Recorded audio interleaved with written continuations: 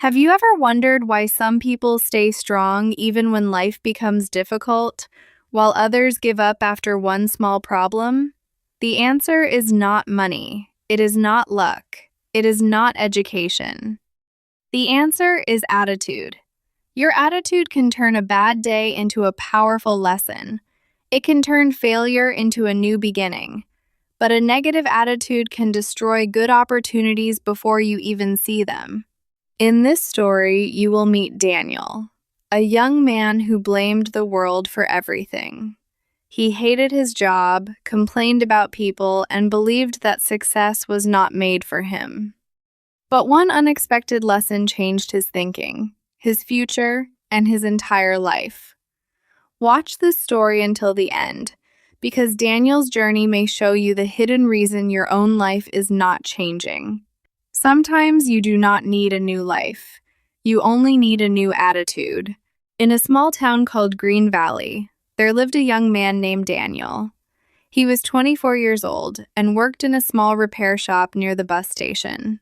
Daniel was intelligent, healthy, and full of ability, but he was not happy with his life. Every morning he thought, "Nothing good ever happens to me."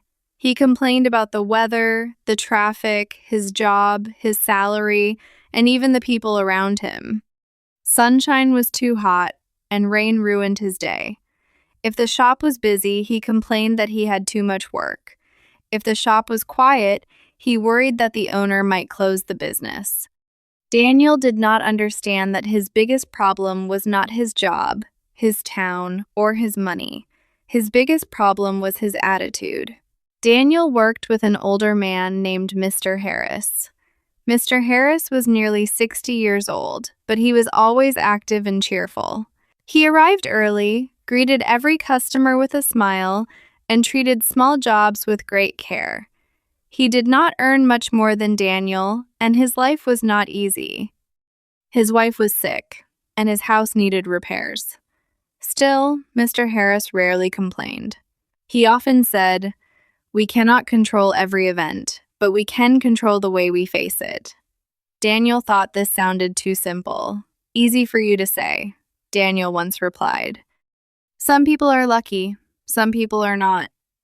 Mr. Harris smiled gently and said, "Luck may open one door, Daniel, but attitude decides whether you walk through it." One cold Monday morning, Daniel arrived late at the shop. His clothes were wet, and he looked angry. "This is the worst day of my life," he said loudly. "The bus was late, my shoes are wet, and I did not have breakfast." Mr. Harris handed him a clean towel and a cup of hot tea. "The rain is not your fault," he said, "but the way you carry the rain into this shop is your choice." Daniel became silent. He did not fully understand the words, but they stayed in his mind. A few minutes later, an old woman entered the shop with a broken lamp. Daniel looked at the lamp and said, "It is too old. Buy a new one." The woman looked sad. Mr. Harris quickly stepped forward. "Let us take a closer look," he said. After 10 minutes, he fixed the lamp with a small wire and a new switch. The woman's face became bright. "This lamp belonged to my husband," she said softly. "He passed away 5 years ago. Thank you for saving it." Mr. Harris repaired more than a lamp. He respected a memory. After the woman left, Mr. Harris turned to Daniel. "You saw an old lamp," he said. "I saw something important to another person. The object was the same, but our attitudes were different." Daniel looked down. He knew Mr. Harris was right, but he was too proud to admit it. During the next few days, Daniel stayed negative. He found problems everywhere. He believed customers were difficult, the owner was unfair, and the future was hopeless. Because of this, he started making more mistakes. He forgot tools, spoke rudely, and rushed through repairs. Customers began asking for Mr. Harris instead of him. This made Daniel even more bitter. He blamed everyone except himself. One afternoon, the owner of the shop, Mrs. Parker, called Daniel into her office. She was calm but serious. "Daniel," she said, "you have talent, but your work is getting worse. Customers do not feel comfortable with you. You act as if every job is a punishment." Daniel became defensive. "The customers ask too many questions," he said. "The shop is old, the tools are not good, and the pay is low." Mrs. Parker listened without interrupting. Then she said, "Some of those things may be true, but Mr. Harris uses the same tools, serves the same customers, and works in the same shop. Yet people trust him. Think about that." She gave Daniel 1 month to improve. If nothing changed, he would lose his job. Daniel left feeling angry and afraid. He wanted to say that life was unfair, but the words of Mr. Harris returned to him. "The way you carry the rain is your choice." That evening, Daniel walked home slowly. The rain had stopped, and the streets were shining under the lights. For the first time, he noticed the town's beauty after the storm. He passed a bakery and smelled warm bread. He saw a father lifting his little daughter over a puddle. He heard laughter from a nearby cafe. These things were always there, but Daniel had been too busy complaining to notice. He began to wonder whether his life was truly terrible or whether he had trained his mind to see only what was wrong. At home, Daniel found his sister, Emma, studying. She was preparing for an important exam. She looked tired, but she kept reading. "What if you fail?" Daniel asked. Emma smiled. "Then I will learn what I need to improve and try again." Daniel was surprised. "You are not afraid?" he asked. "Of course I am afraid," she said. "But fear does not have to choose my attitude." Her answer sounded like something Mr. Harris would say. Daniel laughed softly. "Everyone has become a teacher today," he said. Emma closed her book and looked at him. "Maybe you are finally ready to learn." That night, Daniel could not sleep. He thought about the lamp, the customers, Mrs. Parker, and his sister. He realized that he had spent years waiting for life to improve before improving himself. He wanted a better job before giving better effort. He wanted respect before becoming respectful. He wanted success before becoming disciplined. He had placed the responsibility for his happiness in the hands of other people. This truth was painful but freeing. If his attitude was part of the problem, then changing his attitude could become part of the solution. The next morning, Daniel woke up earlier than usual. His first thought was still negative. "I am tired." But this time, he challenged it. "Yes, I am tired," he said, "but I can still begin well." He made his bed, ate breakfast, and walked to work. The air was cool. At the shop, he arrived before Mr. Harris. He cleaned the front desk, arranged the tools, and opened the windows. When Mr. Harris entered, he looked around with surprise. "Did I come to the wrong shop?" he joked. Daniel smiled. "No, I think I have been bringing the wrong person to this shop." Daniel chose 3 new habits. First, he would stop complaining for 1 week. Second, he would look for one good thing in every difficult situation. Third, he would speak to every customer with patience. The plan sounded easy, but was not. On the first day, a customer shouted because his radio was not ready. Daniel wanted to argue. He felt anger rising inside him, but he took a slow breath. "I understand that you are disappointed," he said. "Let me check what happened." A special part had not arrived. Daniel explained the delay honestly and offered a temporary solution. The customer calmed down and thanked him. Later that day, Daniel dropped a box of screws on the floor. Tiny screws rolled everywhere. His old reaction would have been to curse and complain. Instead, he knelt down and began collecting them. Mr. Harris joined him. "What is the good thing in this situation?" he asked with a smile. Daniel looked at the mess and said, "I will finally learn where all the missing screws have been hiding." They both laughed. The problem did not disappear, but the laughter made it lighter. Daniel understood that a positive attitude did not mean pretending everything was perfect. It meant facing an imperfect situation without allowing it to control his whole mind. The week brought many tests. A machine stopped working. A customer changed her request 3 times. Daniel cut his finger while opening a package. Each time, he felt the old negative voice inside him. "Here we go again. This always happens to me." But he answered that voice with a better question. "What can I do now?" This question changed his focus. Complaining made him feel powerless, but action made him feel strong. He could not control every problem, but he could choose his next step. At week's end, Mrs. Parker noticed the difference. Daniel was calmer, more careful, and easier to work with. Customers began speaking to him more warmly. One man even said, "You seem different. Did you get a raise?" Daniel laughed. "No," he replied. "I changed something that is worth more than a raise." He did not fully explain, but he knew the answer. He had changed the way he entered each moment. One Saturday, businessman Mr. Lewis brought in a damaged coffee machine. He owned a large cafe. "I need this machine repaired before Monday," he said. "It is very important." Mr. Harris examined it and explained that the repair might take several days because the main heating unit was broken. Mr. Lewis looked worried. "Monday morning is our biggest event of the year," he said. "Without this machine, we will lose many customers." Daniel studied the machine carefully. He had never repaired that model before, but he felt curious rather than afraid. "May I try?" he asked. Mr. Harris agreed.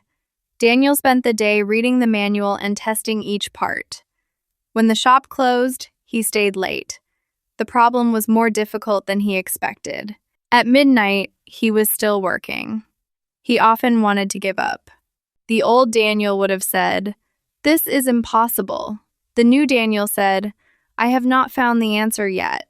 That one word, "yet," gave him energy. He rested for a few minutes, drank water, and began again. Early Sunday morning, Daniel discovered that the heating unit was not completely broken. A small safety sensor had failed and was blocking the entire system. He replaced the sensor, cleaned the machine, and turned it on. At first, nothing happened. Then the machine made a soft sound, the lights came on, and hot water began to flow. Daniel raised both hands in victory. He had solved the problem. When Mr. Lewis arrived, he was amazed. "You saved our event," he said. "How much do I owe you?" Mrs. Parker named a fair price, but Mr. Lewis gave Daniel an extra payment as a personal thank you. Mr. Lewis remembered Daniel's patience and effort. 2 weeks later, he returned with another offer. He was opening another cafe and needed someone to maintain its equipment. He offered Daniel part-time work with better pay. Daniel accepted, but he continued working at the repair shop. He wanted to learn more before making a big change. This opportunity did not come because Daniel became lucky. It came because his attitude changed the quality of his work, and the quality of his work changed what other people could see in him. Daniel's life slowly improved. He saved money, learned new skills, and became more confident. Yet, he also faced new difficulties. One month, his mother became ill and needed medical care. Another month, his bicycle was stolen. Later, the cafe job became stressful because several machines failed at the same time. A positive attitude did not protect him from pain. It did not make life simple, but it helped him stand inside difficulty without becoming defeated by it. One evening, Daniel sat with Mr. Harris outside the shop. The streets were quiet. I used to think positive people had easy lives, Daniel said. Now I see that they often have hard lives, but they carry them differently. Mr. Harris nodded.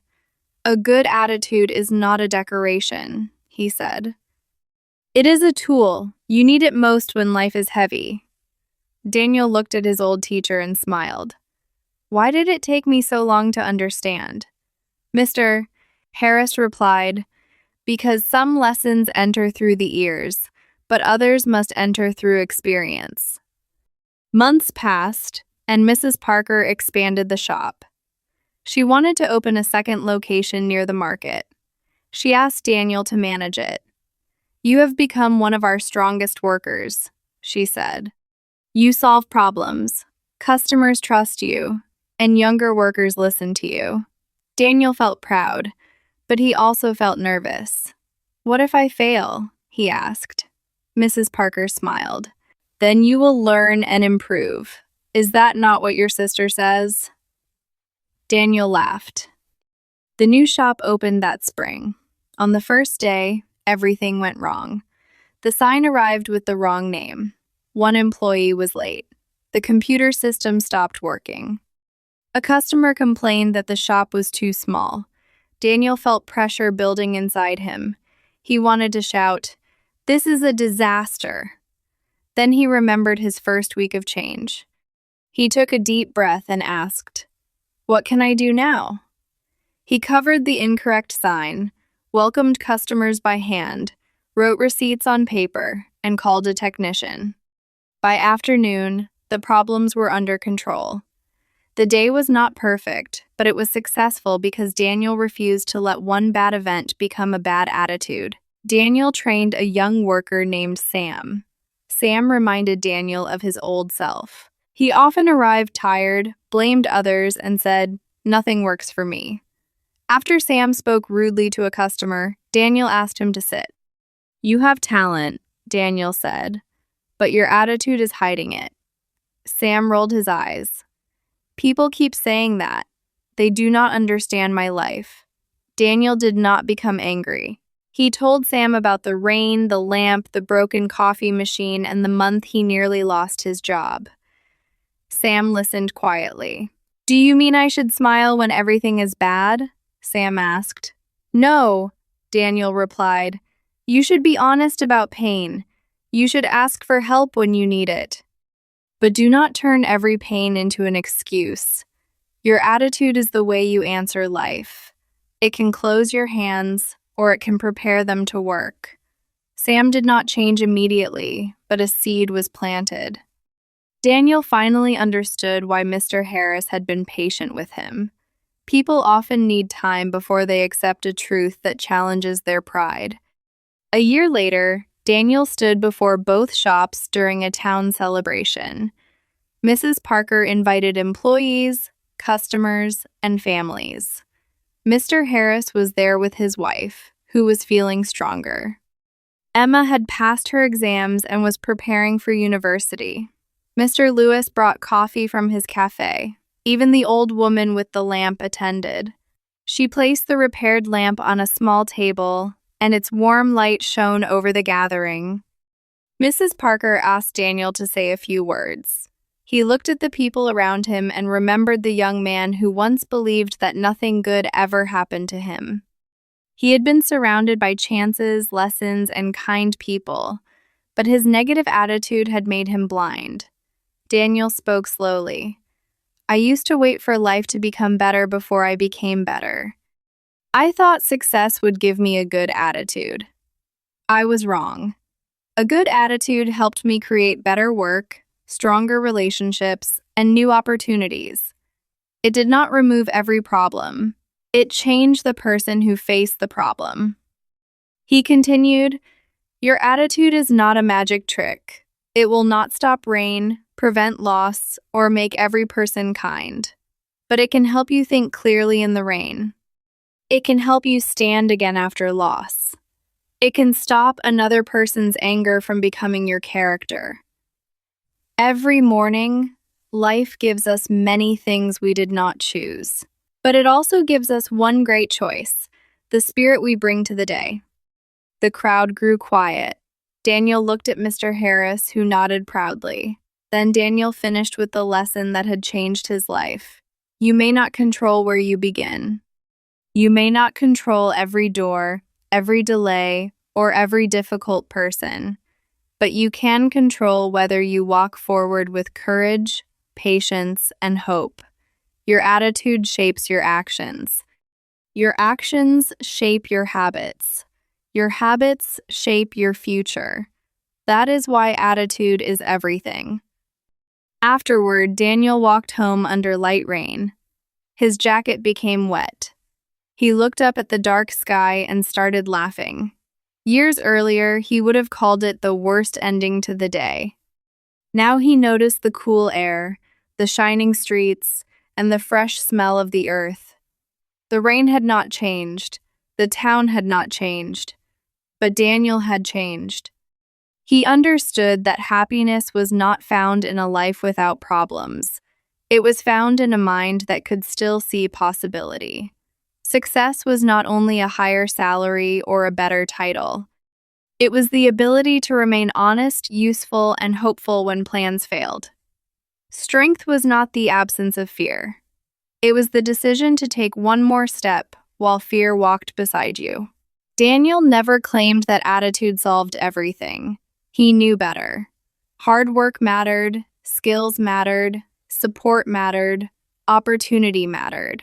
But attitude touched all of them. A poor attitude wasted good opportunities. A patient attitude learned from mistakes.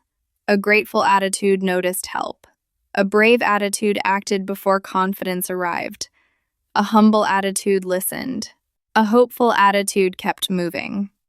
He also learned to begin each day with gratitude. Before leaving home, he named 3 good things in his life. This small practice trained his eyes to notice hope, kindness, progress, and chances that his old mind had ignored. Whenever a new worker entered with a tired face and complaints, Daniel offered a towel and hot tea. Then he said, "The rain is not always your fault, but the way you carry it is your choice." If this story changed the way you think, do not let this lesson end here. Starting today, choose a better attitude. Stop blaming every problem. Stop waiting for perfect conditions. Face life with courage, patience, and hope. Write in the comments, "My attitude will change my life," and make this promise to yourself. Like this video if you learned something valuable, share it with someone who needs encouragement, and subscribe to the channel for more simple English stories with powerful life lessons. Keep learning, keep growing, and remember, you may not control everything that happens to you, but you can always control how you respond. Thanks for watching this video.